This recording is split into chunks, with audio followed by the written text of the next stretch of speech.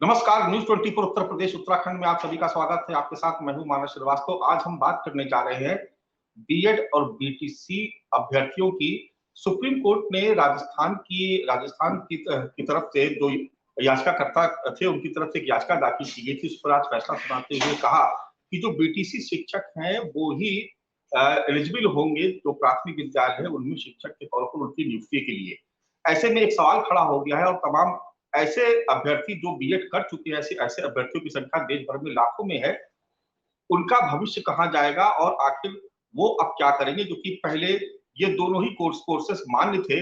चाहे बीएड किया हो या बीटीसी किया हो, दोनों ही अभ्यर्थी प्राथमिक विद्यालयों में शिक्षक के तौर पर नियुक्ति के लिए फॉर्म भर सकते थे, वो एलिजिबल थे और वो सरकारी नौकरियां भी प्राप्त कर सकते थे।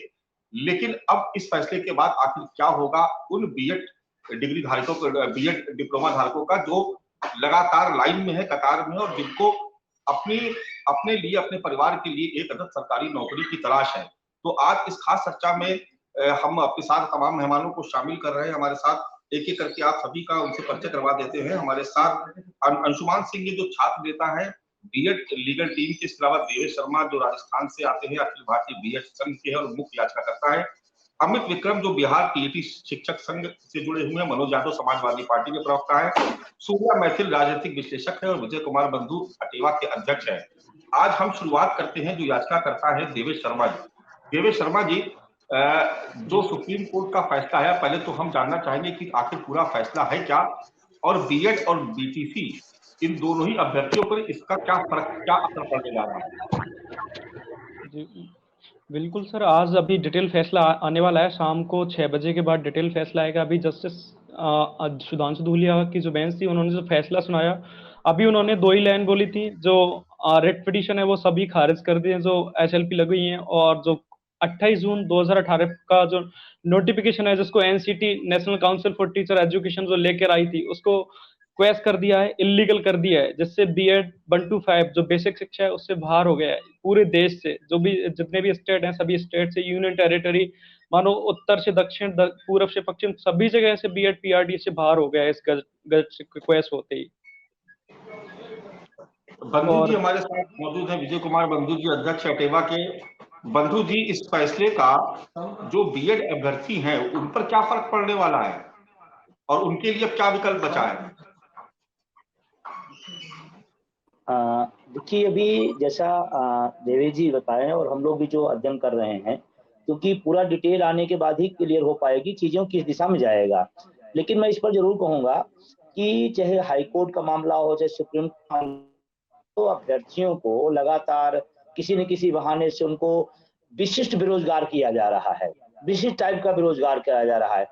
एक तो ऐसी डिग्रियां लेकर के लोग अपने मैदान में आते हैं, अपने सर्विस के लिए आते हैं, उनको फिर उसके बाद हाई कोर्ट पे, सुप्रीम कोर्ट पे एक लंबी प्रक्रिया में तोड़ दिया जाए, रोजगार उनको ना मिले और वो भटकते रहें। तो अभी तो मैं इतने ही अपनी शुरुआती दौर में प्रतिक्रिया करता हूँ कि अभी तो डिटेल पूरा फैसला आएगा। लेकिन बीटीसी और बीएड का जो ये संघर्ष सरकारें तैयारती हैं, वर्सेस कराती हैं, ये बहुत ही गलत है। और डिग्री चाहे वो किसी वर्ग का वो लेके आ रहा है, उसे रोजगार देने का काम सरकार का है और सरकार को करना चाहिए। ये मेरी प्राथमिक टिप्पणी है। लेकिन ये तो जिम्मेदारी सरकार की भी बनती है कि अगर उनको लगता है कि बीएड के जो अभ्यर्थी हैं वो प्राथमिक टीचर के लिए नहीं एलिजिबल है, तो उसकी जगह कोर्स पहले से ही बदल देना चाहिए। अब 2 वर्ष तक कोई बच्चा या कोई अभ्यर्थी वो पहले बीएड का कोर्स कंप्लीट करे, उसके बाद सालों साल तक वो संघर्ष करे नौकरी के लिए। पहली बात तो वैकेंसी नहीं निकलती, उसके बाद वैकेंसी निकली तो उसके बाद उसमें कानूनी पेच फंस जा रहा है। तो वो लाखों अभ्यर्थी जो बीएड कर चुके हैं, सरकार को उनके लिए भी कोई विकल्प खोजना चाहिए। जी, मैं यही कहना चाहता हूँ। जी, मैं यही कह रहा हूँ कि ये जो पेच जितना है सरकारों द्वारा फंसाया जाता है और वर्सेस करा दिया जाता है, ये हम कहते हैं आप पहले से क्लियर करिए ना। नई शिक्षा नीति जैसे भी ला रहे हैं, नई शिक्षा की नीति में भी सब चीज गड़बड़ झाला है। आप एकदम एक कॉन्सेप्ट क्लियर कर दीजिए, इनका ये है, इनका ये है, ये प्रक्रिया ऐसे चलना होगा। आप पहले तो आप प्रोत्साहित करते हैं, फिर बीच में ब्रेक करते हैं, जैसे ये विशिष्ट बेरोजगार हो जाए और आपस में लोग द्वंद्व करें।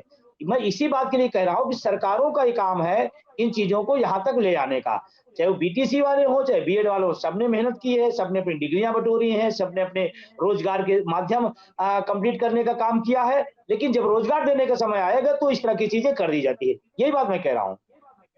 जी ठीक है, अंशुमान सिंह जी हमारे साथ मौजूद है, छात्र नेता है, बीएड लीगल टीम से जुड़े हुए हैं। सर, क्या विकल्प बचा है आप लोगों के पास? सर हेलो, जी सर। अंशुमान जी, आप हमें सुन पा रहे हैं? जी सर, जी जी, हेलो अंशुमान जी, जी। क्या विकल्प बचा है अब आपके पास? सर पहली बात तो मैं थोड़ा सा चीज़ों को परिष्कृत करना चाहूँगा। मैं एक्चुअली में ये जो 28 जून 2018 का जो नोटिफिकेशन था, जिसे कि यूपी गवर्नमेंट ने भी लागू किया था, तो सन 2020 में यूपी गवर्नमेंट ने 69,000 की वैकेंसी निकाली थी, जिसमें हम बीएड अभ्यर्थियों ने वहाँ पे पार्टिसिपेट किया था और मैं as a assistant teacher UP में वर्क भी कर रहा हूँ। तो अब सबसे बड़ी द्वंद्व तो सर हम लोगों के बीच में आ गई है कि जो बीएड अभ्यर्थी ऑलरेडी अपॉइंट हो गए हैं 28 जून 2018 का जो नोटिफिकेशन है, जिसे आज माननीय सुप्रीम कोर्ट ने क्वैश कर दिया है। तो अब ये डिटेल्ड जजमेंट के आने के बाद ही पता चलेगा कि ये जो अपॉइंटेड टीचर हैं 69,000 भर्ती में लगभग 45-50,000 बीएड डिग्री धारक जो कि टीचर बने हुए थे, अब इनके भविष्य के लिए सुप्रीम कोर्ट ने क्या डिसाइड किया? इनके भविष्य के लिए या फिर इस 2018 से लगा के आज 2023 के बीच में जो 5 सालों तक ये नोटिफिकेशन जो कंटिन्यू रहा, इस नोटिफिकेशन पे जो ऑल ओवर इंडिया में लाखों वैकेंसियाँ हुई, चाहे वो यूपी में हुई हो, चाहे बिहार में हुई हो, चाहे साउथ में हुई, चाहे जहाँ भी हुई। तो अगर ये वैकेंसियाँ जो हुई तो उनके लिए सुप्रीम कोर्ट ने क्या चीज़ें डिसाइड की हैं?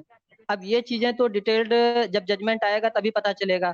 अब 5 साल की अगर मान लीजिए वैकेंसी जो भी की गई हैं, अब इसको अगर सुप्रीम कोर्ट ने कहीं से भी छेड़ा होगा, माननीय सर्वोच्च न्यायालय है उसके अधिकार हैं, अगर कहीं से भी छेड़ा होगा, तो 2-2, 3-3, 4-4 साल जॉइन करने के बाद लोगों के भविष्य इस तरह से अंधकार में हो जाएँगे।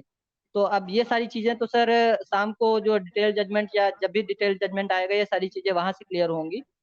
और अब आगे के लिए तो खैर बीएड के रास्ते बिल्कुल माननीय सर्वोच्च न्यायालय से बंद ही हो गए हैं। तो इस तरह की चीज़ें सर सरकारों के द्वारा जो हो रही हैं कि ये अगर कोई नोटिफ़िकेशन जारी हो रहा है तो उसपे प्रॉपर एक्सरसाइज़ नहीं की जा रही है। इसका जो दंश है ये या तो अभ्यर्थी आने वाले समय के अभ्यर्थी झेलते हैं या फिर जो नौकरी कर रहे हैं उनके लिए समस्याएँ खड़ी हो जाती हैं। चलिए, समाजवादी पार्टी के प्रवक्ता मनोज यादव जी भी हमारे साथ जुड़े हुए हैं। मनोज जी, शिक्षा मित्रों के मसले पर भी हम लोगों ने देखा कि किस तरीके से जो तमाम शिक्षा मित्र है वो बदहाली की अवस्था में है और उनके नौकरी मिलने के बाद भी उसके बाद उनको बाद में नौकरी से बाहर होना पड़ा और अब तो वो मानदेय पे काम कर रहे हैं। एक नया संकट और खड़ा हो गया है बीएड अभ्यर्थियों का। तो सवाल इस बात का है मनोज जी कि ये जो नीतियां हैं वो सरकारें ही बनाती है, सरकार तय करती है। कोई कोर्स भी अगर शुरू किया जाता है तो उसके बारे में सरकार ही उसको नोटिफाई करती है और अगर एलिजिबिलिटी तय होती है तो वो भी शासन का और सरकार के ही फैसले से ही सब संभव होता है।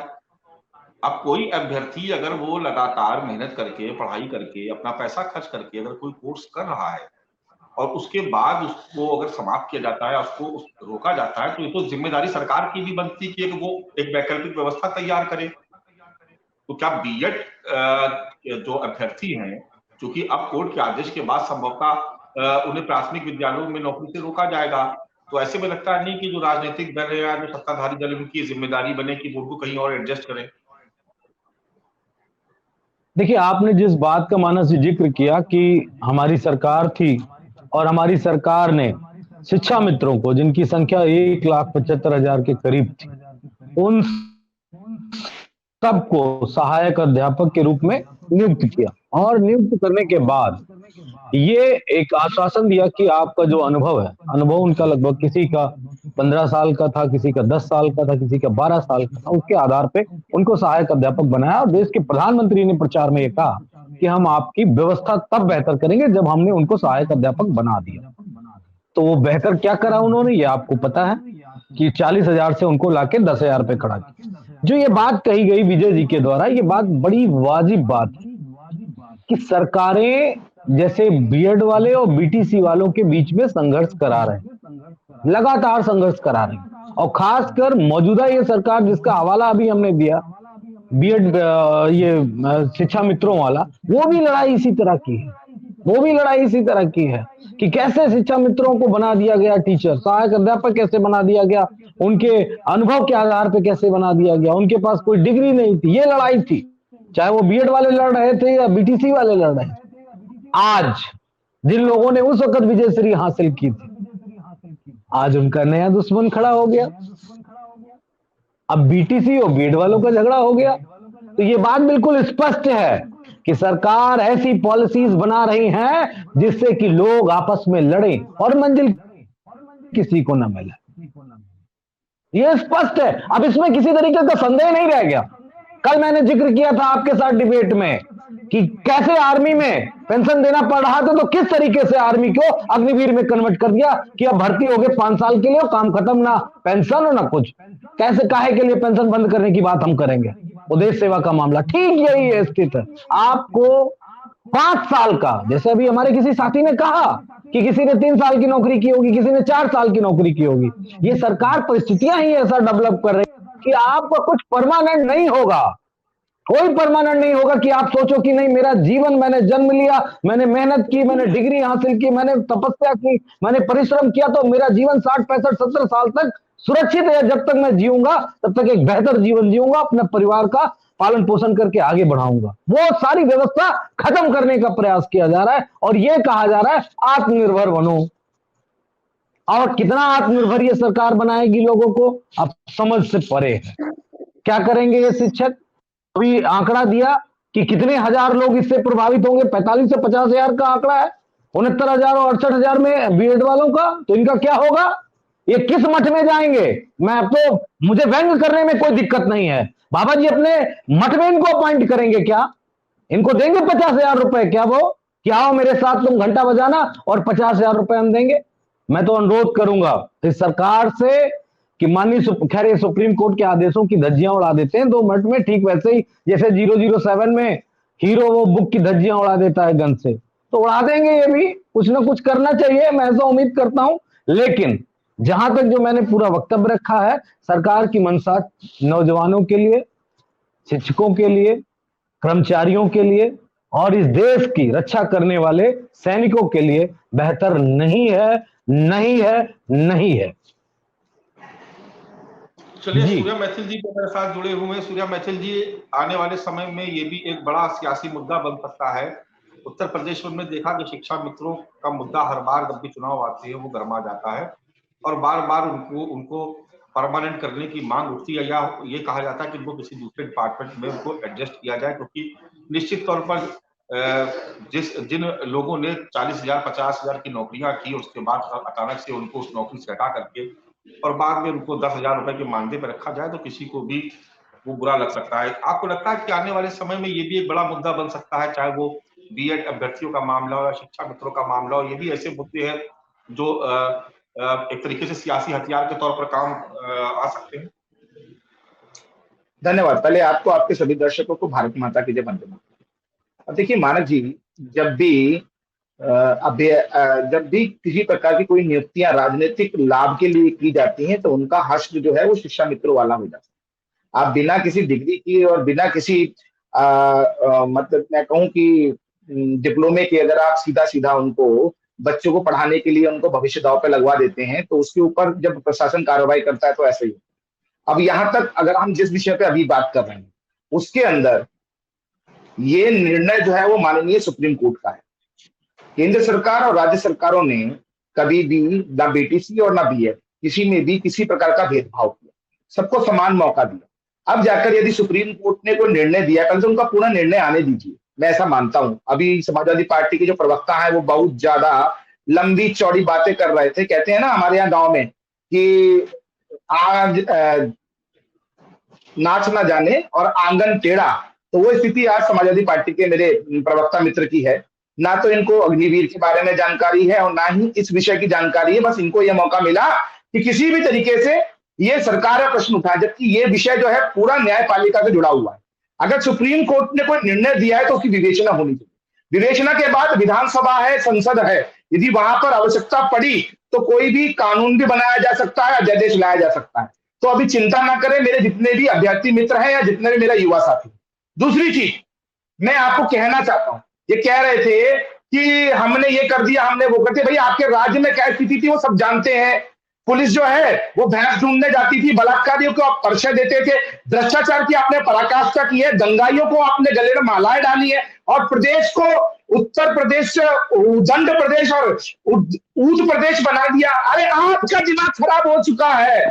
और आपने जो महाराज जी के विषय में बोला ना कि मठ के अंदर क्या वो नौकरी देंगे, आपके ये प्रवक्ता थे जिन्होंने एक अभद्र टिप्पणी की थी, वो भागते फिरे थे और 15 दिन और 1 महीना किसी बंकर में जाकर छुप गए थे, और उनको ढूंढने के लिए जब उत्तर प्रदेश की पुलिस ढूंढ रही थी ना, तो वो हाथ जोड़कर नाक रगड़ते हुए घूम रहे थे। कहीं आपका भी ऐसा कहीं हच ना हो जाए, इसलिए अपनी भाषा को आप संयमित रखेगा, ये मेरा निवेदन है आपसे। हाँ, हाथ मत हिलाइए, अपनी भाषा पर ध्यान दीजिए। बात यहाँ न्यायपालिका की है, न्यायपालिका ने एक आदेश दिया है, उस आदेश को पूरा आने दीजिए, पढ़ने दीजिए, उसके बाद उसका जो भी निर्णय होगा वो जरूर सरकार निकालेगी। मैं कोई विषयांतर नहीं हो रहा भाई साहब, मेरी बात मेरे को बोलने में दीजिए, बीच में मैं किसी के बीच में नहीं बोला हूँ। लाखों लोगों के भविष्य का मामला है, इसको राजनीति बिल्कुल ना मेरा निवेदन है। इसको पॉलिटिकल आज हम लोगों ने बहस समाजवादी पार्टी के लिए आप जरा बोल देते, समाजवादी पार्टी जिस प्रकार से भाषा दे रही थी, आप सबके नहीं समाजवादी पार्टी जिस प्रकार की बातें कर रही थी, जरा उनके लिए भी बोल देते आप। लोगों के भविष्य नहीं तो मैं उसी की बात कर रहा हूँ भाई। अरे भाई साहब मैं उन्हीं चीज की बात कर रहा हूँ कि सुप्रीम कोर्ट ने अभी निर्णय दिया है, जैसा कि एक मेरे मित्र ने पैनलिस्ट ने बोला कि अभी पहली लाइन ये बोली थी, उसे डिटेल्ड निर्णय आने दीजिए। निर्णय के बाद क्या उसमें सुप्रीम कोर्ट ने कहा है उसकी विवेचना होगी। सरकार देश के युवा के साथ है, हम चाहते हैं कि सबको उनका अधिकार मिले, ये नहीं कि जिसके पास कोई डिग्री नहीं, जिसको अपनी मर्जी से बनाना था बना दिया, ऐसा नहीं होगा। चाहे बीटीसी हो चाहे बीएड का मेरा अभ्यर्थी हो, उनको सबको उनको पूर्ण न्याय मिलेगा, ये मैं आपसे वादा कर रहा हूं। चलिए अमित विक्रम जी, बिहार टीटी संघ से जुड़े हुए अमित विक्रम जी, इस फैसले का क्या असर पड़ने जा रहा है और क्या वास्तव में जो बीएड किए हुए जो अभ्यर्थी है उनके सामने एक नया संकट खड़ा हो जाएगा? जो फैसला आया है वो एक सरकार की सबसे पहली तो नीति और समझ बूझ पर एक बहुत बड़ा प्रश्न चिन्ह खड़ा करती है। आखिरकार सरकार को ऐसी क्या जरूरत आन पड़ी थी कि 2000 उन्होंने एक ऐसा संशोधन किया जो आज 5 साल बाद सुप्रीम कोर्ट को खारिज करना पड़ा। पहले तो सरकार की नीतियों और बुद्धि विवेक पर और इस बुद्धि विवेक के एक 5 साल तक उन्होंने बीएड के छात्रों को गुमराह करके रखा। बीएड के छात्र जो पिछले 5-7 साल में डिग्री लिए हैं, उनको इस बात का भरोसा था कि हम प्राइमरी कक्षाओं में भी शिक्षक बनने के योग्य हैं।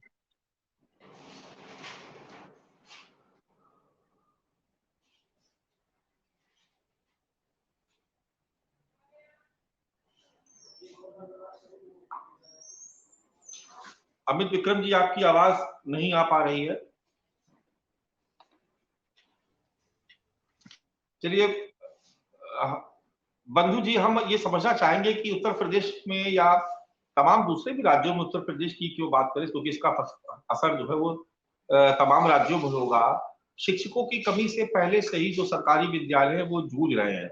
ऐसे में आपको लगता है कि एक जरूरत है सरकार को एक स्पष्ट नीति बनाने की कि कोई एक क्राइटेरिया, कोई एक कोर्स, कोई एक एलिजिबिलिटी टेस्ट तय किया जाए जिसके जरिए ही शिक्षकों का चयन हो सके? क्योंकि हर बार देखा जाता है कि नियुक्तियां होती हैं, विवाद में फंस जाती हैं, कोई कोर्सेज होते हैं विवाद में फंस जाते हैं, एग्जामिनेशन होता है वो विवाद में फंस जाता है, और आखिरकार जो विद्यालय है या उनका जो पठन पाठन का जो कार्य है वो उससे प्रभावित होता है। बंधु जी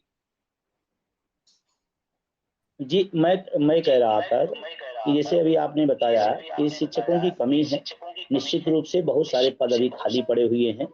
अगर हम यूपी की बात करें तो लगभग 1,30,000 के आसपास पद अभी खाली पड़े हुए हैं। हम अगर लखनऊ राजधानी की बात करें तो 55 ऐसे विद्यालय हैं जो शिक्षक विहीन हैं। ऐसे तमाम जिलों में एक बड़ी संख्या है और जहां पर शिक्षकों की भारी कमी है। हम ये कहना चाहते हैं कि हम सब इसी प्रदेश के, इसी देश के नागरिक हैं और सरकारों का पहला दायित्व होता है नौजवानों को रोजगार देना।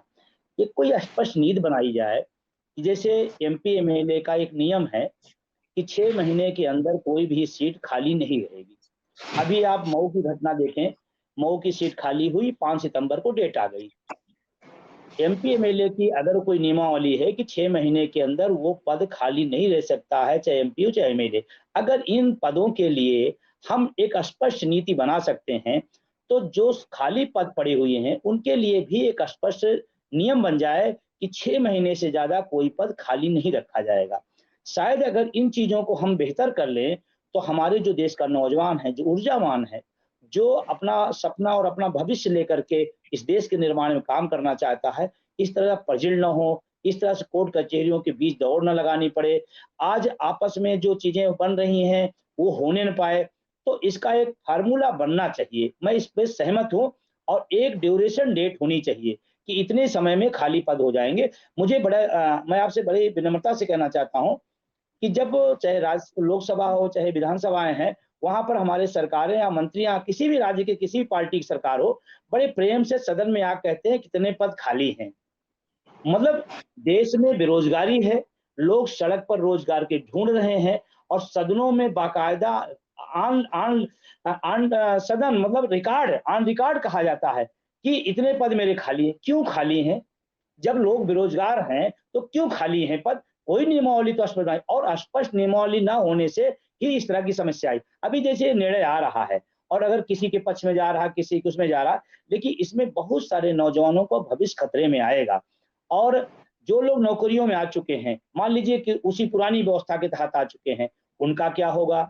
उनके साथ सरकार कौन से निर्णय लेगी? या कोर्ट, मान लीजिए सुप्रीम कोर्ट ही कहीं न कहीं मानवीय दृष्टिकोण भी पक्ष देखता है।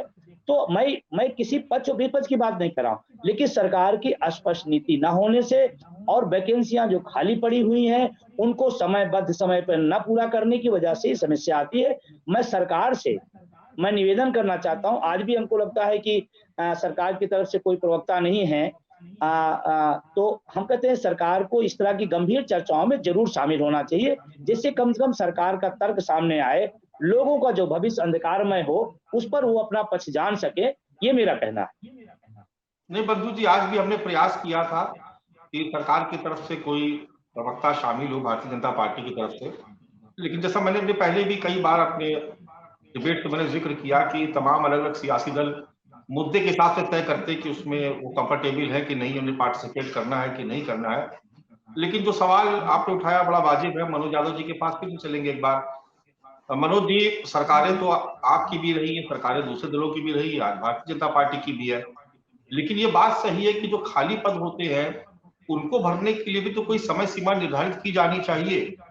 आप लोग को नहीं लगता कि सदन में अगर आप विपक्ष के में बैठे तो भी आप आज तमाम बातें हमने देखा उत्तर प्रदेश के सदन में हुई, लेकिन बेरोजगारों को लेकर के कोई बात नहीं हुई, सांड को लेकर बात हुई, किसानों को गन्ना भुगतान, तमाम ऐसे मुद्दे उठाए गए जिनका कोई पॉलिटिकल माइलेज मिल सकता है, लेकिन भर्तियां जो रुकी हुई हैं उनको लेकर के कभी सवाल नहीं खड़े की जाती, या खड़े भी की जाते तो उसको इतनी शिद्दत से आप लोग स्टैंड नहीं करते कि सरकार पर दबाव बनाया जा सके कि जो पद खाली है उनको समय सीमा के भीतर उसको भर लिया जाए।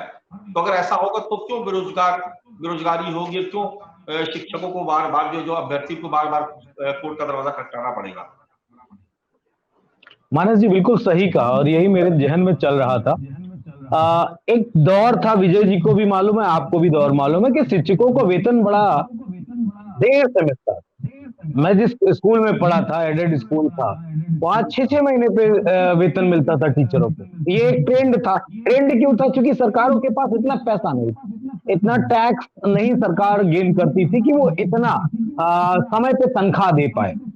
लेकिन हम अब 5 ट्रिलियन में आने वाले हैं, 1 ट्रिलियन में आने वाले हैं, अब ट्रिलियन की बात कर रहे हैं, और दुनिया में हम 5वीं सबसे बड़ी अर्थव्यवस्था बन गए। ऐसे तो बन न गए। कोई हमारे गांव में कहते गुल्ली डंडा खेल के तो 5वीं अर्थव्यवस्था कोई बन नहीं जाता है। यानी कि उस सरकार के पास रेवेन्यू का स्रोत आ गया, तभी तो हम बड़ी अर्थव्यवस्था बनेंगे। और जो ये बन रही है अर्थव्यवस्था बड़ी, अब इस पे गेम चल रहा। गेम क्या चल रहा है? ये पद क्यों? कास्ट कटिंग की जा रही। जो प्राइवेट कंपनियों में हम सुनने को मिलता था, जो भी लोग कॉर्पोरेट वर्ल्ड में काम किए, कास्ट कटिंग का शिकार हो जाते थे। लेकिन अब ये सरकारी महकमे में होना शुरू हुआ है। किस तरीके से लोगों को नौकरी से कम एक आदमी पे 10 काम की जिम्मेदारी दी जाए। अब वो नहीं है कि एक आदमी पे 2 काम की जिम्मेदारी जाए जिससे काम की गुणवत्ता बेहतर हो सके, काम अच्छा हो सके, टाइमली हो सके। ना ना ना, अब ये नहीं रह गया। अब ये रह गया तुम सरकारी कर्मचारी हो तो तुम गधे हो।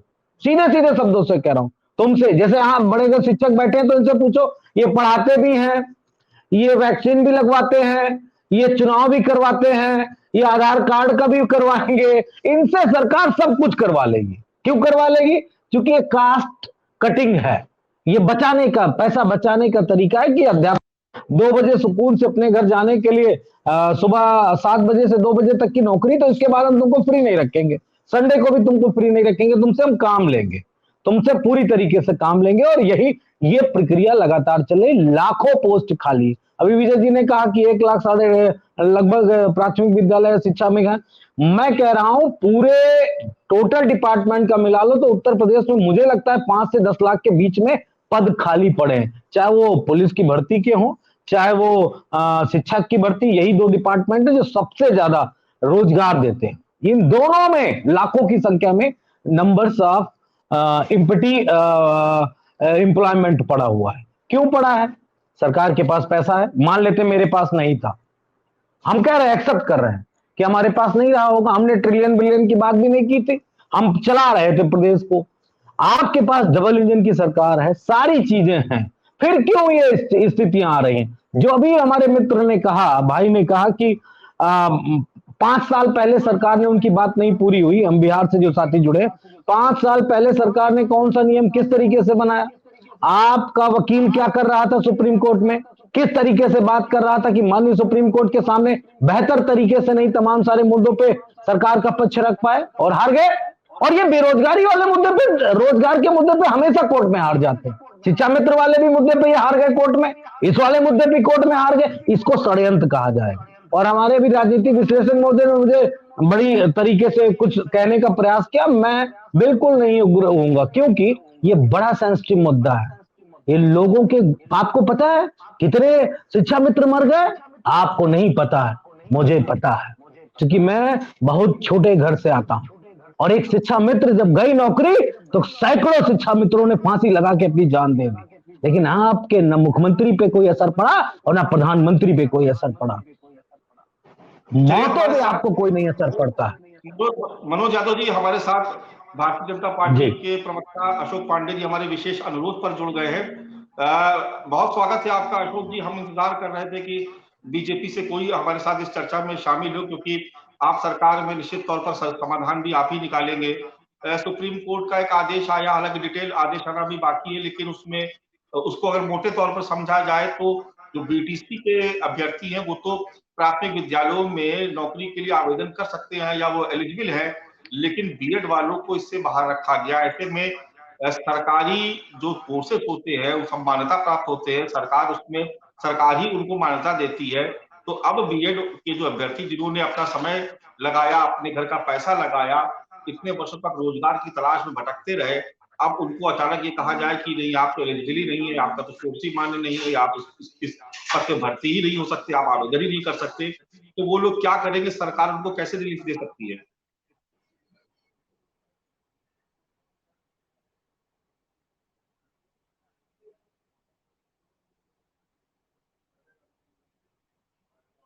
अशोक जी क्या आप हमें सुन पा रहे हैं?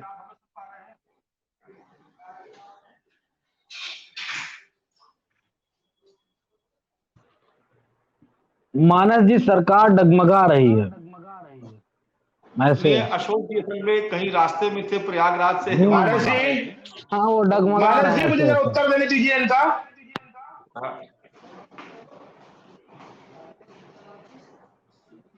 मानस जी, अशोक जी आपकी आवाज नहीं आ पा रही है। हम अमित विक्रम जी के पास पहले चलते हैं, देवेश आपके पास आते हैं। हम अमित विक्रम जी की बात अधूरी रह गई थी। 20 सेकंड मुझे दे दीजिए मानस जी। बात जो मैं कह रहा था कि आखिरकार जो इन 5 वर्षों में, आखिर इन 5 वर्षों में जिन छात्रों ने बीएड यह सोचकर किया कि हम प्राइमरी के लिए भी एलिजिबल होंगे, प्राइमरी कक्षाओं में भी हमें नौकरी मिलेगी, अब उन अभ्यर्थियों का, उन छात्रों का भविष्य अंधकारमय हो गया है। और हमारे बिहार में पिछले वर्ष 42,000 शिक्षकों की बहाली हुई, जिसमें से लगभग 30,000 ऐसे होंगे जिन्होंने बीएड कर रखा है और उनकी बहाली प्रारंभिक कक्षाओं में हो गई, 1 to 5 में हो गई। अब उनका क्या होगा? हमारे बिहार में अभी वैसे शिक्षक जिनकी बहाली 2022 में हुई थी और बीएड डिग्री है, आज दोपहर से ही वो परेशान है, त्राहिमाम है। और ये सब इसलिए हो रहा है कि केंद्र सरकार ने जो अमेंडमेंट किया वो बिना उसके कानूनी पहलुओं को समझे वो अमेंडमेंट कर दिया। अब दोनों का भविष्य बर्बाद किया। जो बीटीसी वाले हैं, डीएलएड वाले हैं, उनको नौकरी नहीं मिली 5 साल तक, उनका भविष्य बर्बाद हुआ। उनके बदले जिन बीएड वालों को नौकरी मिली, अब उनको नौकरी से अगर हटाया जाएगा तो उनका भी भविष्य बर्बाद होगा।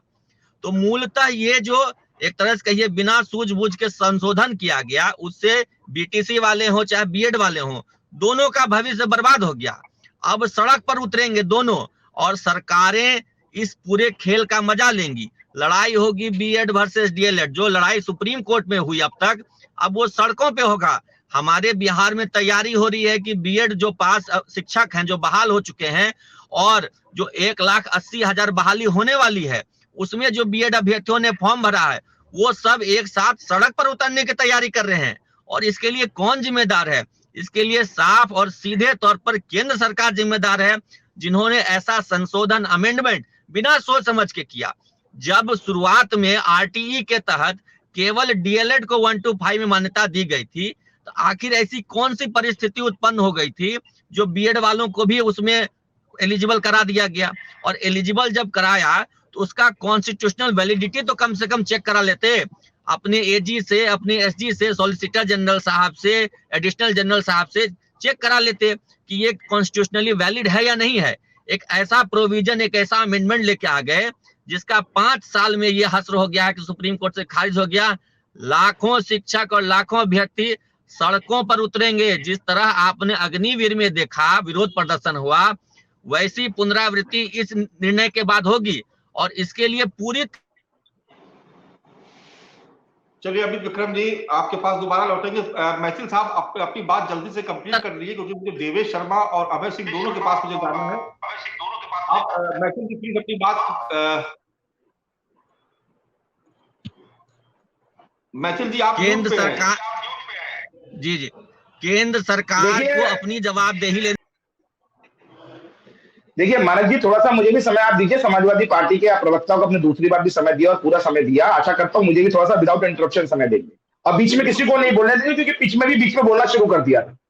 देखिए अभी समाजवादी पार्टी के जो प्रवक्ता है बहुत सारी बातें कर रहे थे, मेरे को वो 4 लाइनें याद आ रही है। नजर नहीं है, नजारों की बात करते हैं, और ये जमीन पर चांद तारों की बात करते हैं। कल तक हाथ जोड़कर बस्तियां लूटने वाले आज भरी सभा में सुधारों की बात करते हैं। ये कह रहे चलो भैया हमारा पैसा नहीं था, आपके पास तो पैसा है। तो ये पैसा जो है ना, वो कहीं से लूटा हुआ पैसा नहीं है, ये जनता का पैसा है। आपके समय में भी था, लेकिन आपने भ्रष्टाचार किया, आपने गुंडाई की, आपने उत्तर प्रदेश को भूत प्रदेश बनाया, इसलिए वहां पर निवेश नहीं आया। आज जो है उत्तर प्रदेश की स्थिति आर्थिक रूप से बहुत मजबूत है। सुन लीजिए पूरी बात को, आप हाथ में चिल्लाइए। आपने शिक्षा मित्रों की बात फिर रिपीट किया कि आप बीटीसी और बीएड पे बात करो भाई, छोड़कर इनके मुद्दे पे बात करो। इतना अग्रेसिव क्यों? आपके समय में नहीं बोला, आराम क्यों? बीजेपी के प्रवक्ता हो क्या? बीजेपी के प्रवक्ता हो क्या? बीजेपी के प्रवक्ता हो क्या? नहीं, आराम से बात करो। आपके बीच में पार्टी की बात मत करो। आपके बीच में बोला क्या? मैं आपके बीच में बोला था, आपके बीच में बोला था, क्यों बीच में कूद रहे हैं आप जी? और अभी जो विक्रम जी सुनिए, अभी जो आपके अभी मेरे से पहले जो बोल रहे हैं, उन्होंने कहा कि ऐसा क्या हुआ, क्यों 5 साल पहले अमेंडमेंट किया, तो क्या गलत किया था? मैं पूछना चाहता हूं, तब आपने विरोध क्यों नहीं किया कि भैया ये अमेंडमेंट आप कर रहे हैं, इसमें कल को ये हो गया तो क्या होगा? अरे मैं कह रहा हूं आपसे, सुप्रीम कोर्ट का निर्णय आने दीजिए। सरकार ने तो अमेंडमेंट किया था, यदि किसी कारण सुप्रीम कोर्ट में कहीं कोई परेशानी आई है तो उसका भी निदान है और सॉल्यूशन है। और नरेंद्र मोदी जी की सरकार सदैव युवाओं के साथ खड़ी हुई है। जब हमने अमेंडमेंट किया था तो इसी कारण किया था ना कि बीटीसी और बीएड दोनों के जो छात्र हैं, उनमें से जो प्रथम श्रेणी के छात्रों में मेरिट छात्र होंगे, वो सरकार की सेवा करेंगे और पढ़ाएंगे, अच्छा एक शिक्षक बनेंगे। तो वही काम हो रहा है यहाँ पर। अब ये कह रहे हैं जमीन पर उतरेंगे, हम आपकी बात से सहमत है, बहुत परेशानी का समय है, बहुत ही संवेदनशील समय है, इसलिए मैं आपसे निवेदन कर रहा हूं, सुप्रीम कोर्ट का आदेश पूरी तरह से आने दीजिए, उस पर सरकार विवेचना करेगी, और संसद भी अभी है और राज्य सरकारों की विधानसभाएं भी हैं। ऐसा नहीं है कि हमने कोई पल्ला झाड़ लिया है, आप समय दीजिए। ये समाजवादी पार्टी के शिक्षा मित्र घोटाला नहीं है कि भैया किसी भी अनपढ़ व्यक्ति को भी आप आके बैठा देंगे कि ये टीचर और पढ़ाइए इसको, तो ऐसे काम नहीं चलता है।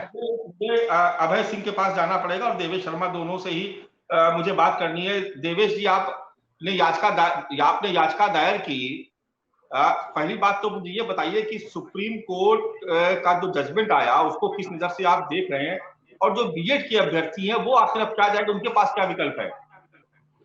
जी मानस सर, मैं बताऊंगा ये सारी गलतियां कहीं ना कहीं नीतियों की गलतियां हैं जो सरकार है, या स्टेट गवर्नमेंट हो या सेंट्रल गवर्नमेंट हो। यहाँ पहले अपनी स्टेट गवर्नमेंट ने राजस्थान में दरकिनार किया था अपनी जो उनकी जो कानून है आर्ट वो उनका जो पंचायती राज एक्ट है उसको दरकिनार किया। वहां पे जाके सुप्रीम कोर्ट में एनसीटी और केंद्र सरकार की कहीं ना कहीं गलती थी, जो उन्होंने जिसमें एक्सपर्ट कमेटी बनती है वो एक्सपर्ट कमेटी नहीं बैठाई थी। जो शिक्षा मंत्री थे उस टाइम प्रकाश जावड़ेकर साहब, उनकी गलतियां थी। उन्होंने अपना जो एक पत्र लिख के ये गजट में अमेंड करवाया था, उसके बाद भी अमेंड आया, उसमें एक्सपर्ट कमेटी बनी है, 13 अक्टूबर 2021 को आया, एमएड बीएड और हाई है उसको शामिल किया है, उसमें 9 लोगों की एक्सपर्ट कमेटी बनी है, यूनिवर्सिटी और जो प्रोफेसर है उन लोगों की।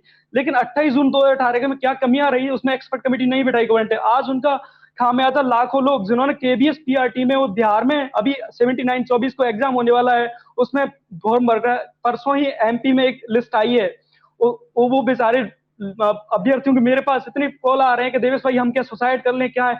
मुझे पता है उन अभ्यर्थियों तो रात दिन रो रहे हैं, अब भी वो रो रहे हैं, चाहे यूपी हो, बिहार हो, राजस्थान हो, सभी जगह से मेरे पास कॉल आ रहे हैं कि हम क्या है, हमारे पास क्या ऑप्शन, हम जाएं तो कहाँ जाएं। और अब 6 to 8 में 9, 10 में वैकेंसी नहीं आती, 1 to 5 में ज्यादा वैकेंसी आती है। तो उन अभ्यर्थियों का क्या दोष है, जो उन्हें थोड़ी ना पता था कि सरकार ने क्या पॉलिसी बनाई है, क्या किया है, और उन्होंने तो ऐसे ही किया कि चलो इसके अनुसार हम जो 28 जून 2018 के अनुसार बीएड कर लेते हैं और 1 to 5 में अलाउ हो जाएंगे, वैकेंसी आ रही है। अब उन अभ्यर्थियों का क्या दोष, क्या वो अभ्यर्थी क्या करें, कहाँ जाएं। और मैंने खुद ने सरकार से अपील की थी, मैं वर्तमान शिक्षा मंत्री धर्मेंद्र प्रधान साहब के पास कई बार गया था कि एसजी उन्होंने हायर कर रखा था एसजी तुषार मेहता साहब को, एक भी पैरवी में तुषार मेहता साहब नहीं गए थे, एओआर से पैरवी करवाई थी, कितनी वीक पैरवी थी। जो बीएड का अकेला वकील था उसने ही जो सारी पैरवी की थी। मैंने कई बार पीएमओ के चक्कर लगाए हैं, गृह मंत्रालय के, ऐसा मैंने कोई राजस्थान के कैबिनेट मिनिस्टर थे या वर्तमान मिनिस्टर अर्जुन मेघवाल, कोई मैंने मिनिस्टर नहीं छोड़ा जिसके पास मैं नहीं गया हूँ और अपील लेके नहीं गया हूँ, एप्लीकेशन नहीं लेके नहीं गया हूँ। सबके पास 2-2 बार, शिक्षा मंत्री जी के पास तो मैं कई बार गया हूँ। अब उन अभ्यर्थियों क्या दोष है, अब सरकार का है तो सरकार को संसद में बिल लाना चाहिए इसके रिगार्डिंग, क्योंकि पश्चिम बंगाल कहीं भी ऐसा कोई स्टेट नहीं है कि अभ्यर्थी रो नहीं रहे, उनको पता है कि किस तरीके से मेहनत की जाती है। शायद इनको पता होता किसी राजनीतिक नेता को कि किस तरीके से कंपटीशन की तैयारी की जाती है, किस तरीके से रातों को जाग के तैयारी की जाती है, 145-42 नंबर लाए जाते हैं और उनको अयोग्य ठहरा दिया जाएगा। आज के भी सारे विद्यार्थी प्रतीक्षा कर रहे हैं। अब इनका खामियाजा कौन, अगर किसी विद्यार्थी को कुछ हो जाता है उसका खामियाजा उसके जिम्मेदार कौन होगा, क्या सरकार है उसकी जिम्मेदार होंगी? महसिन साहब को जवाब है आपके पास देवेश शर्मा जी की बात का? म्यूट पे हैं आप। देखिए मानव जी, मैंने फिर दोबारा यही कहा, ये बहुत ही संवेदनशील विषय है और मेरी संवेदना उन सभी अभ्यर्थियों के संग है जो इस समय में दोराहे पे खड़े हुए हैं। सरकार ने 5 साल पहले जो निर्णय लिया था वो भी अभी आपके सामने जो पीछे बोल रहे थे, उन्होंने कहा ना कि 1 to 5 में वैकेंसी ज्यादा आती है और 5 to 10 में कम आती है। इसी को देखते हुए सरकार ने निर्णय लिया था कि बीटीसी और बीएड दोनों के छात्रों को समान जो है अवसर मिले। अब यदि सुप्रीम कोर्ट में किसी कारणवश कोई चीज गलत हुई है या फिर जो निर्णय आया है वो प्रासंगिक नहीं है, अप्रासंगिक नहीं है, ये तो तय जो है निर्णय आने के बाद होगा। उसके बाद सरकार बैठी है, इन्होंने कहा बिल लाने की, तो अभी सरकार ने हाथ तो खड़े नहीं किए ना मेरे मित्र। मैं आपके माध्यम से लाखों अभ्यर्थियों को ये कहना चाहता हूं हाथ जोड़ के, आप सभी लोग शांति बनाए रखें और मैं आपसे वादा कर रहा हूं नरेंद्र मोदी सरकार इस विषय पे बहुत जल्दी त्वरित कार्रवाई करेगी। यदि हमें संसद में बिल भी लाना पड़ा तो हम बिल लाएंगे। हम विपक्ष की तरह नहीं है कि शाहबानो को यदि मेंटेनेंस का ऑर्डर दिया था सुप्रीम कोर्ट ने तो आकर अपने वोट बैंक की राजनीति के लिए वो आकर संसद में बिल तो बना देंगे, लेकिन अपने युवाओं के लिए उन्होंने कभी कोई काम नहीं किया। हम युवाओं के साथ खड़े हैं और आने वाला समय जो है उसमें हम जरूर इसके ऊपर कार्य करेंगे। मैथिल साहब, मुद्दे से नहीं भटकेंगे। आज शाहबानों के मसले पे नहीं बात हो रही, आज बेरोजगारी की है। अभय जी जो मुख्य विपक्षी थे, जो पिटीशन दाखिल हुई थी, अभय जी अब आपके पास क्या विकल्प बचा है, क्या करेंगे आप लोग?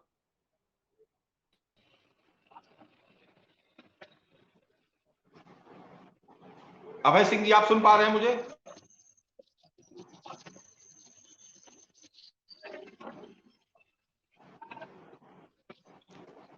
अभय सिंह जी, अगर आप मुझे सुन पा रहे हो तो चलिए एक बार अंशुमान जी के पास चलते हैं। अंशुमान जी, जिस तरीके के हालात पैदा हो गए हैं और देख रहे हैं कि जो जिन्होंने याचिका दायर की वही आज दुखी नजर आ रहे हैं, क्योंकि कुछ भी हो, बेरोजगारों का कोई धर्म, उनकी कोई अलग विशेष जात नहीं होती है।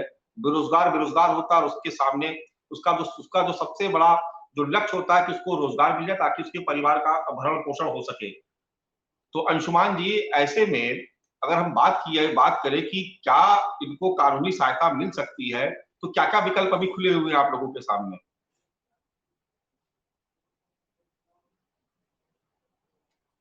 अंशुमान जी। सर जी सर।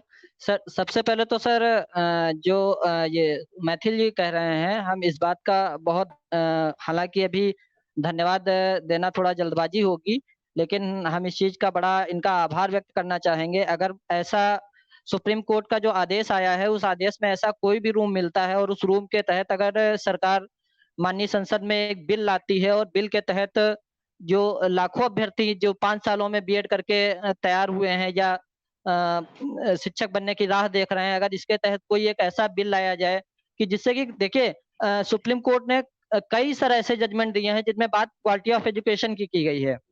सुप्रीम कोर्ट भी कहता है कि अगर प्राइमरी में बेसिक में एक ऐसे टीचर्स आएंगे जो क्वालिटी एजुकेशन को बढ़ावा देंगे, तो सर क्वालिटी एजुकेशन की बात तो तभी निकल के आएगी जब कंपटीशन का लेवल बढ़ेगा। तो अगर ज्यादा कैंडिडेट किसी भी कंपटीशन में पार्टिसिपेट करेंगे तो जाहिर सी बात है कि जो क्रीम होगा वो उसमें ऊपर निकल के आएगा। तो अगर ऐसा कोई भी रूम मिलता है तो हमारी ये गुजारिश है कि ऐसे अगर रूम को के साथ में सरकार संसद में एक बिल लाती है और उस बिल के तहत बीएड अभ्यर्थियों को कोई भी राहत आगे के लिए मिल पाए, तो क्योंकि जैसा कि आज निर्णय आया है उस निर्णय में जो प्रथम दृष्टया देखा जा रहा है, तो अभी जैसे हम लोग तो सहायक अध्यापक हैं, मान लीजिए मैं यूपी में सहायक अध्यापक हूँ, अभी बिहार में पिछले वर्ष बहाली हुई है, वहां पे शिक्षक कुछ कार्यरत हैं, तो अब उनके ऊपर क्या निर्णय सुप्रीम कोर्ट ने दिया है ये तो अभी अधर में अटका हुआ है, क्योंकि वो चीजें तो जब डिटेल जजमेंट आएगा जी मालूम पड़ पाएगा, तो डिटेल जजमेंट के हाँ जी सर, वो तो हम लोगों के ऊपर तो जो चीजें होंगी वो तो डिटेल जजमेंट में निकल के आएंगी, लेकिन आगे के लिए तो सुप्रीम कोर्ट ने पूरी तरह से रास्ता जो बंद कर दिया है, तो उस बंद रास्ते को खोलने के लिए एक ही रास्ता बचा है, क्योंकि माननीय सर्वोच्च न्यायालय से ऊपर तो कोई नहीं है, यहाँ पर बैठा हुआ कोई भी व्यक्ति उनसे ऊपर नहीं है, तो उसको खोलने के लिए सिर्फ एक ही रास्ता है। अगर कोई भी ऐसा रूम मिलता है और माननीय सर्वोच्च न्यायालय के उस आदेश पर अगर कोई अध्यादेश या कानून बना के पारित किया जाए और बीएड अभ्यर्थियों को भविष्य के लिए राहत दी जाए तो ये काफी अच्छा होगा। चलिए, अभय सिंह जी दोबारा हमसे जुड़ गए हैं। अभय सिंह जी, आप मुख्य विपक्षी थे सुप्रीम कोर्ट में जो याचिका दायर हुई थी बीएड अभ्यर्थियों के विरुद्ध, ये बीएड और बीटीसी जब दोनों ही कोर्सेज एलिजिबल हैं सरकारी विद्यालयों में आवेदन करने के लिए, तो टकराव शुरू क्यों हुआ? नमस्ते सर। मैं बीटीसी अभ्यर्थी हूँ, मतलब टीचर हूँ, बीटीसी अभ्यर्थी था और उसी से मैं 69,000 में टीचर हुआ हूँ। सर इससे पहले उत्तर प्रदेश सरकार ने, योगी जी की सरकार ने 69,000 भर्ती में बीएड वालों को एनसीटीई से परमिशन लेके शामिल किया था, और उससे पहले एक बार और बीएड को शामिल किया गया था 2015 में, उनको टीचर बनाया गया था। सर बात यह है कि बीएड की जो डिग्री है वो 6 से 8 और इनके लिए होती है, 1 से 5 के लिए नहीं होती है, लेकिन फिर भी उत्तर प्रदेश सरकार ने उन्हें एनसीटीई की परमिशन से भर्तियों में शामिल किया। हमें दुख अपने बीएड भाइयों के लिए भी है क्योंकि उन्हें बार बार अंदर बाहर किया जा रहा है। सरकार ने कोई भी मंशा साफ नहीं कर रखी है कि इनको परमानेंट 1 से 5 वाले में रखा जाएगा या इन्हें बाहर कर दिया जाएगा। जब मन होता है कोई नियम कानून बना के इन्हें अंदर कर दिया जाता है, जब मन होता है किसी जजमेंट के थ्रू इनको बाहर कर दिया जाता है। तो सर मेरे कहने का मतलब सिर्फ इतना है कि सरकार या तो इन्हें परमानेंट अंदर कर दे या तो परमानेंट बाहर कर दे, इनके जीवन के साथ खिलवाड़ ना हो, क्योंकि सर दुख होता है। अब जब से उत्तर प्रदेश सरकार ने बीएड को 1 से 5 के लिए एलिजिबल बोला है, तब से इतने सारे अभ्यर्थी जो लगातार बीएड करने लगे हैं, डीएलएड की सीटें कॉलेजों में खाली जा रही हैं। सिर्फ उनका यही मकसद है कि आगे चल के मुझे रोजगार मिलेगा। लेकिन आज के फैसले के बाद सर लाखों अभ्यर्थियों की मनसा टूट गई कि अब आगे चल के वो 1 से 5 में शिक्षक हो पाएंगे। तो सर कहने का मतलब सिर्फ इतना है कि इन्हें या तो अंदर कर दिया जाए सरकार के द्वारा या तो बाहर कर दिया जाए, खेल मत खेला जाए किसी के जीवन के साथ। और रही बात सर जी कंटिन्यू करिए।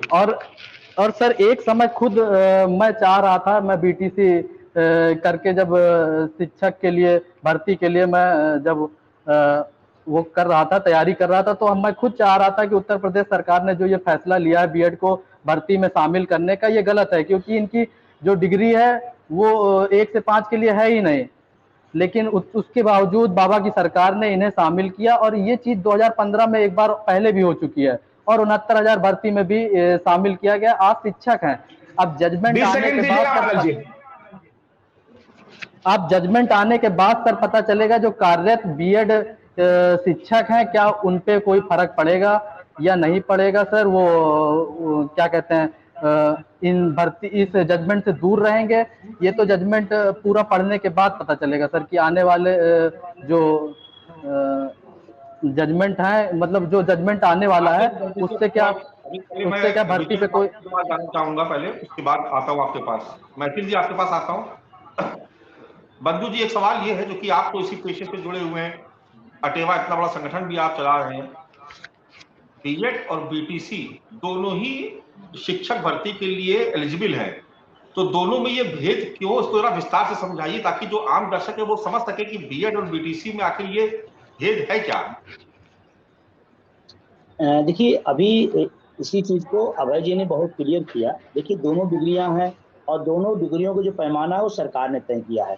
दोनों डिग्रियों को कहाँ उपयोग करना है ये सरकार ने डिसाइड किया है। तो अभ्यर्थी तो सिर्फ इतना है कि आपने कोई नियमावली बनाई, हम उस पर अपना काम शुरू किए और हम अपने योग्यता के दम पर, पढ़ाई के दम पर, क्षमता के दम पर, हम चाहे बीटीसी कर रहे हैं या बीएड कर रहे हैं, हम तो इस उम्मीद में कर रहे हैं कि हमें रोजगार मिले। अब सरकार वहां बीच में, और सरकार जब कहा जाता है तो ये नहीं कहा जा रहा है कि कोई पर्टिकुलर सरकार, कोई भी किसी स्टेट की सरकार हो, चाहे वो बिहार की हो, उत्तर प्रदेश हो, कहाँ कहीं भी हो, तो जब हम एक निर्णय क्लियर कट नहीं करेंगे तब ये तक समस्या आएंगी। और मेरा अपना मानना है, मैं व्यक्तिगत मानता हूं कि ये राजनीतिक दलों और नेताओं द्वारा उत्पन्न की जाती व्यवस्था है। वो इसलिए व्यवस्था की जाती है कि जो रोजगार हमारे बीच में है और जो बेरोजगार हैं उनके बीच का जो झूला झूलने का खेल है वो बराबर सरकारों की नियति है बनी रहे, और इसीलिए हम इस पर ज्यादा परेशान होते। लेकिन मैं सरकार से या दलों के, देखिए रोजगार का मामला कोई एक का विषय नहीं है, रोजगार का मामला इस देश के नौजवानों का है।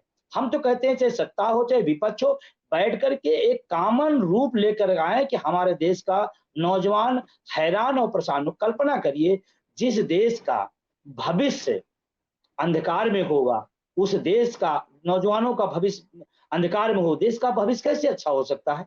और ये जो नौकरियों में लोग आते हैं, मानक साहब मैं आपको बहुत बहुत धन्यवाद देता हूं कि आप तमाम जनवादी मुद्दों को लेके आते हैं। मैं सुनता हूं आपको चैनल को, और इसलिए मैं आपसे कहना चाह रहा हूं ये सब गरीब लोग, मिडिल क्लास के लोग हैं, हम सब किसान घर से आते हैं, हमारे पास कभी किताब खरीदने के पैसे नहीं होते हैं, हमारे पास फॉर्म भरने के पैसे नहीं होते। उस दौर को फेस करके एक बड़ा सपना लेकर के नौकरियों में आना चाहता है वर्ग कि हम आएंगे, नौकरी पाएंगे, हमारा सुंदर जीवन होगा, अपने माँ बाप की हम इच्छाओं को पूरी कर सकते हैं, हम अपने सपनों को पूरा कर सकते हैं। इस तरह की जब घटनाएं होती हैं तो उन सपनों पर कुठाराघात होता है।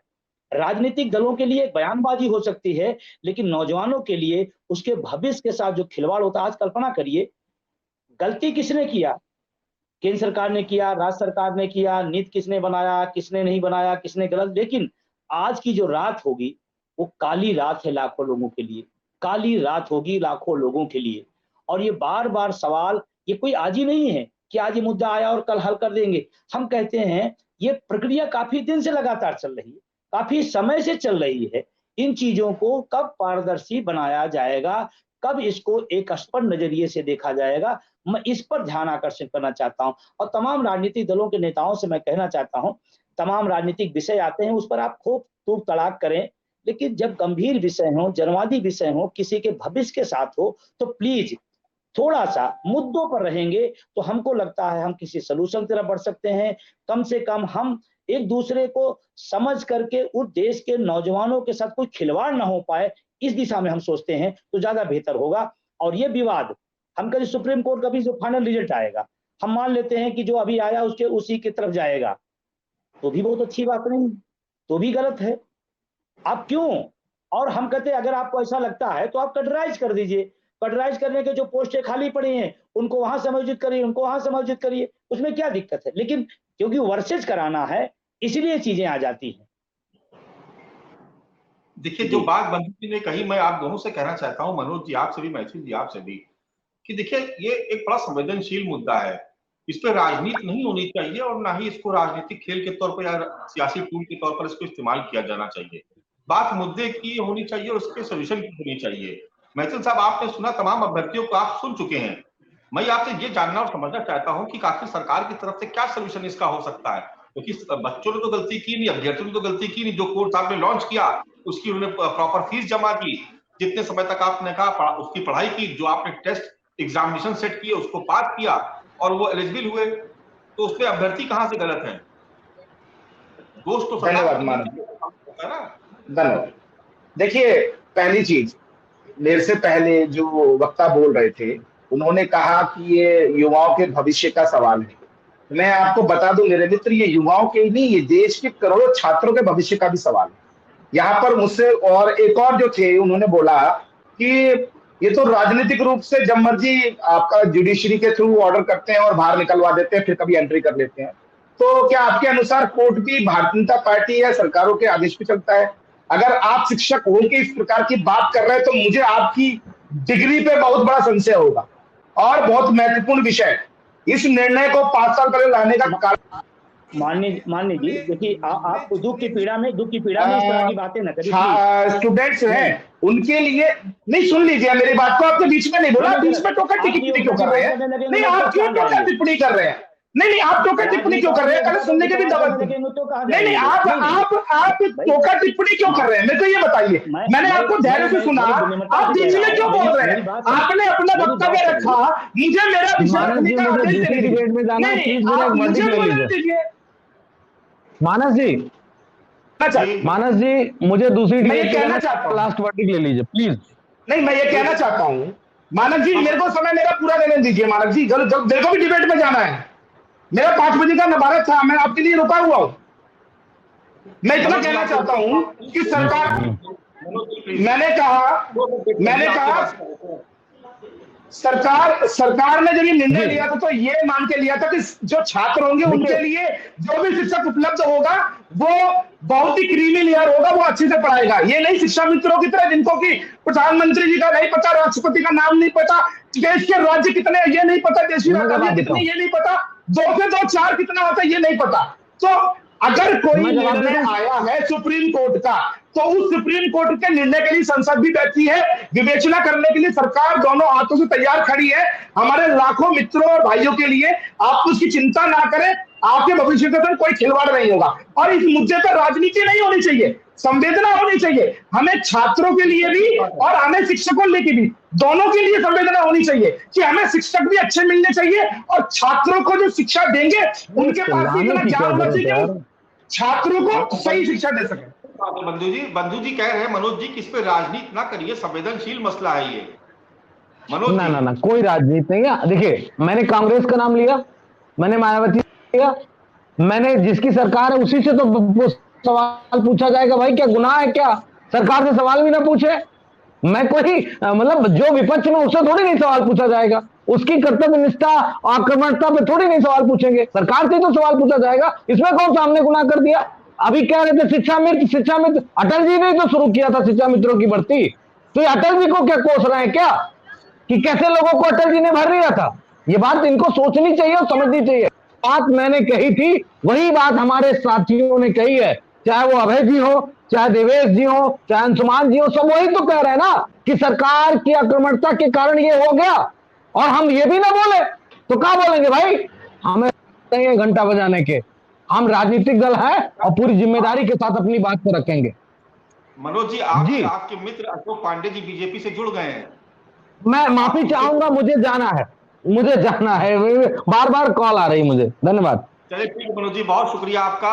अशोक पांडे जी, आपका बहुत स्वागत है। आपसे शुरुआत से ही बात करना चाह रहे थे। आपको पता ही है कि सुप्रीम कोर्ट का एक फैसला आया जिसमें उसने राजस्थान हाई कोर्ट के फैसले को सही ठहराते हुए जो सरकारी टीचर्स की नियुक्ति है उसमें बीटीसी अभ्यर्थियों को एलिजिबल माना है। बीएड के जो अभ्यर्थी है उनको उसके लिए एलिजिबल नहीं किया गया है।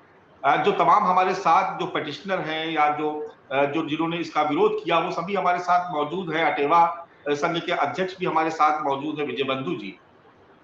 मैं ये जानना चाहता हूं कि अब जो बीएड के अभ्यर्थी हैं जिन्होंने सरकार पर भरोसा कर फीस जमा की, पढ़ाई की, अपना कोर्स कंप्लीट किया, अब उनके लिए क्या विकल्प है सरकार के पास? सरकार उनकी कैसे मदद करेगी? अशोक जी, आप मुझे सुन पा रहे हैं?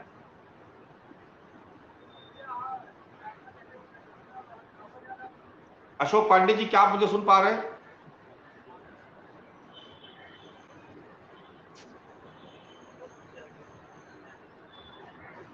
अशोक पांडे जी रास्ते में ट्रेवल कर रहे हैं, उनसे संपर्क नहीं हो पा रहा है। देवेश जी, आपके पास एक बार फिर से आना चाहेंगे। देवेश जी आप कुछ कहना चाहते हैं? पहले अपनी बात कंप्लीट करिए, फिर मैं सवाल लेता हूं।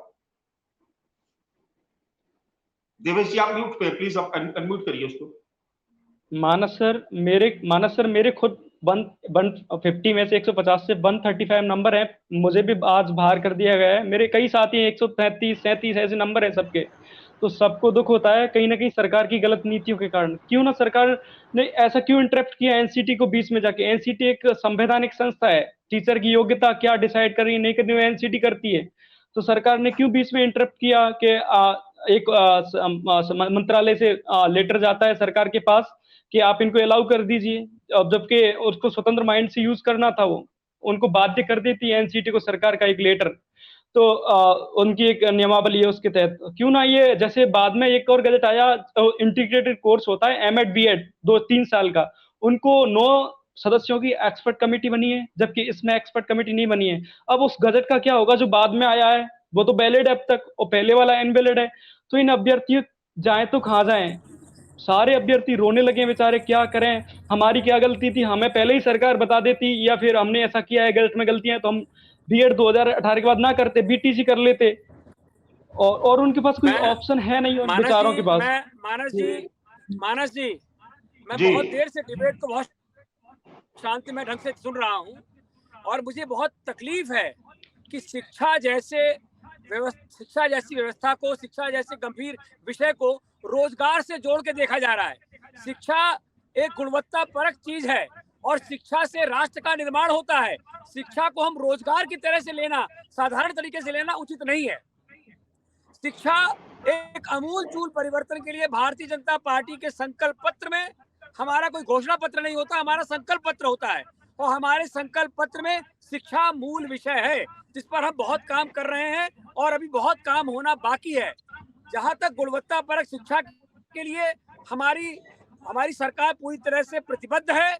उसमें जो अभी जो सर्वोच्च न्यायालय का फैसला आया है, यह मानना पड़ेगा कि सर्वोच्च न्यायालय के फैसले में यह तकनीकी विषय है। यहाँ पर बीएड जो है वो ग्रेजुएशन का विषय है, बीएड अबव द ग्रेजुएट्स के लिए है।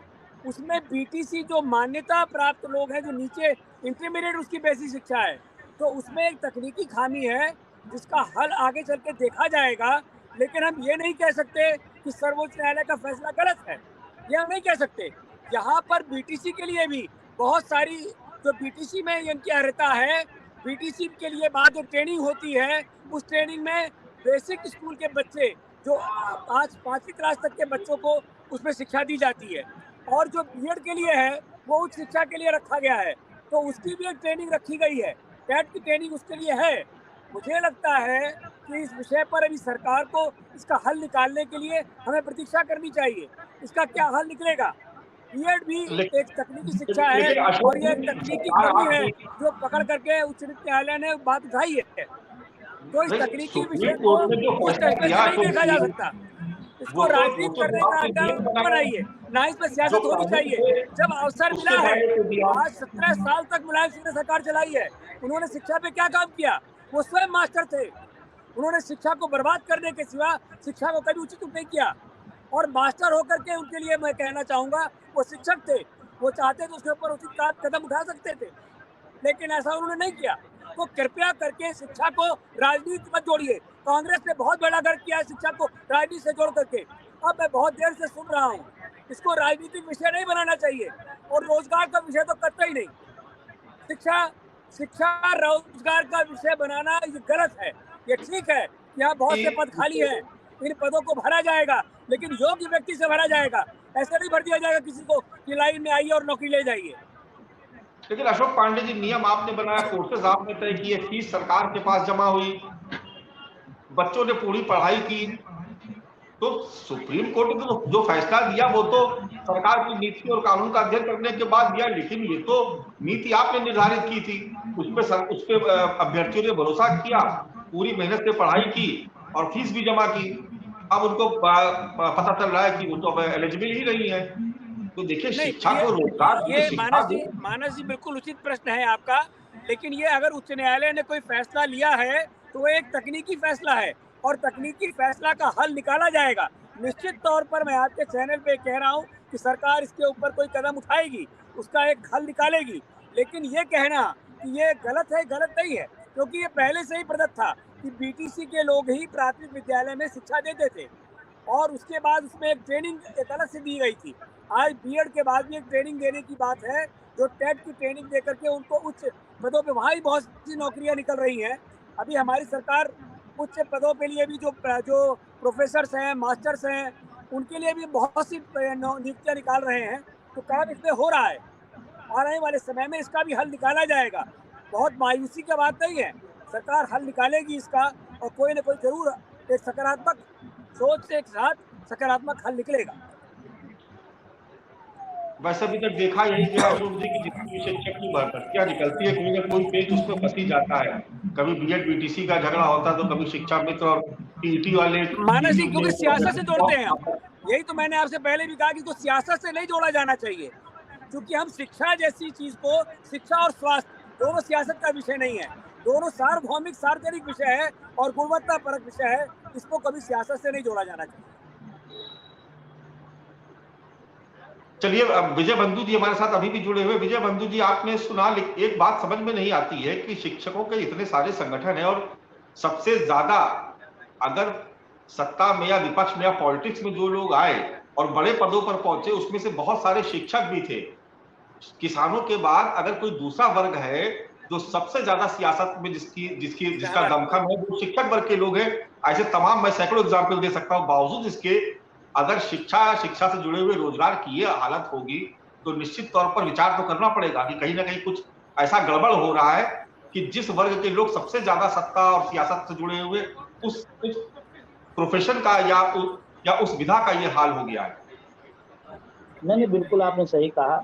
चाहे इसके पहले मुलायम सिंह यादव जी रहे हों, चाहे माननीय कल्याण सिंह जी रहे हों, मायावती जी रही हों, या हमारे आज के रक्षा मंत्री राजनाथ साहब रहे हों, तमाम सारे लोग एक लंबी श्रृंखला है। शिक्षक होने के बाद राजनीति में आए और बड़े मुकाम हासिल किए हैं। और ये बात बिल्कुल आपका सवाल उठाना लाजिमी है कि इतनी बड़ी संख्या में होने के बाद भी इस दिशा में कोई एक ठोस कदम नहीं उठा पाए, ये दुर्भाग्यपूर्ण है। और अभी पांडे सर कह रहे थे कि रोजगार का शिक्षा से कोई संबंध नहीं है। सर, बड़ी विनम्रता से मैं कहना चाहता हूँ, हम शिक्षा इसीलिए ग्रहण करते हैं, लोअर क्लास मिडिल क्लास के लोग हैं, हर 90% लोगों का यही होता है कि हम शिक्षा ग्रहण करें, रोजगार ढूंढेंगे। और रोजगार में अगर हम शिक्षक बन रहे हैं तो हम राष्ट्र के निर्माण में नहीं, देश के मैंने निर्माण में कहा काम कि कर रहे शिक्षा हैं। रोजगार से नहीं, राष्ट्र निर्माण का विषय है। नहीं शिक्षा नहीं, राष्ट्र रोजगार से निर्माण भी का जुड़ा विषय हुआ है। सर। नहीं मैंने सर, रोजगार के लिए प्लीज मना सर। नहीं किया। मैंने कहा नहीं रोजगार सर, की हुआ करके नहीं देखा जाना चाहिए। विद ड्यू सर रिस्पेक्ट, देख मैं आपकी बात को सर, सुन रहा था, आपने बहुत अच्छी बात कही है और आपकी बात पर हम विचार भी करेंगे, लेकिन मेरा जी सिर्फ सर, इतना जी सर, तात्पर्य था कि शिक्षक राष्ट्र निर्माता होता है और राष्ट्र के निर्माण में कोई समझौता नहीं किया जाना चाहिए। जी बिल्कुल सही चलिए, है और समझौता अभय होना भी नहीं चाहिए। अभय जी हमारे साथ जुड़े हुए, एक लेकिन लास्ट सर, सवाल लेकर डिबेट को क्लोज करना चाहेंगे। अभय जी, आज इसको आप अपनी बड़ी जीत के तौर पर जरूर देख रहे होंगे, लेकिन ये भी बात सही है कि जो बीएड के जो अभ्यर्थी है उनके लिए आज बड़ा निराशा भरा दिन है। ऐसे में अगर हम कहें तो दोष किसका आप मानते हैं? लेकिन फिर भी मैं सर कहूंगा, लास्ट में मैं जी कहूंगा कि आप लोग निराश नहीं होइए। ये जीवन है, जीवन का तमाम सारा होता है। आप निराश न होइए, अभी आप संघर्ष करें और अपनी चीजों को आगे बढ़ाएं। निराशा में कोई कदम नहीं उठाना है। जीवन बहुत बड़ा है, उस दिशा में भी सोचना है। ये मेरा निवेदन है सभी लोगों से। बिल्कुल ठीक बात है। अभय जी पहले आपके पास और आएंगे, फिर सरकार भी लास्ट हल में निकाल विजय जी रही को है। देंगे। सरकार इसके लिए जी जी प्रतिबद्ध है, कोई ना कोई हल निकालेगी। बिल्कुल ठीक बात है। सर, सर जीत की बात नहीं है सर, क्योंकि अब कई लाखों अभ्यर्थियों के जिंदगी का सवाल है सर। और इससे मैं चाहता हूं कि वो अशोक सर हैं, वो थोड़ा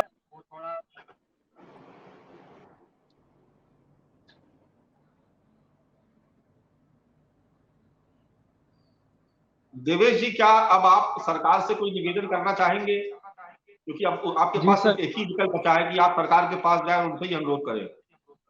जी सर, एक तो अपने पास विकल्प है रिव्यू पिटीशन का। सरकार अटॉर्नी जनरल साहब हैं, उनसे राय, लीगल राय ले और रिव्यू पिटीशन दायर करे। दूसरा ऑप्शन है संसद में बिल लागे।